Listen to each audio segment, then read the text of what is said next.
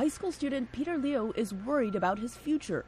He left China because there was illness in his family and they were struggling financially. He decided to overstay his tourist visa. It was a very difficult decision because at the time I thought if I make this decision, I probably will not be able to see my grandparents and my family for many years. Now he lives in Los Angeles as an undocumented immigrant. Unable to work, he worries about paying for college. President Obama's executive order does not help him because he arrived after the cutoff date for deferred action for childhood arrivals. He says even those who do qualify for temporary relief from deportation are hesitant to apply. Especially in the Asian community, a lot of people will be very worried if they come out of the shadows and apply for deferred action, whether it will impact their family in some way.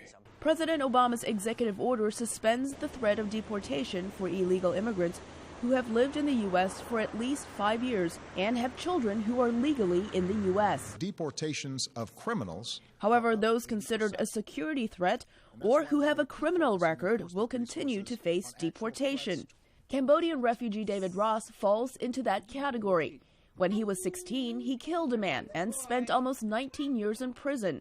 Because of that, he lost his permanent residency status and now awaits deportation. I came here in this country with no English, no education, no money, and we struggled a lot. And as a result of our struggle, I made a lot of mistakes in my life. According to the group Asian Americans Advancing Justice Asian Law Caucus, Southeast Asians and Pacific Islanders are deported for criminal convictions at 5 times the rate of other immigrants. Immigration law attorney Xiu Ming-Cheer says the reasons are complicated. The failure of refugee resettlement policies and the fact that so many Southeast Asians live in communities where there's already an existing crime rate that's pretty high. And there's just a lack of support, a lack of social networks and institutions that might help give people options besides engaging in crime.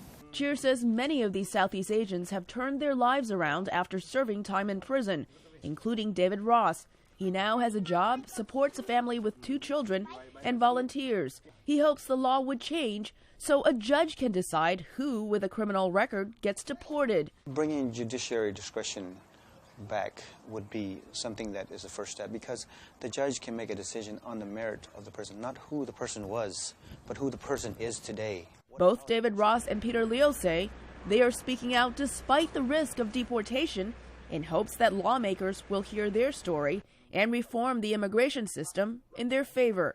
Elizabeth Lee for VOA News, Los Angeles.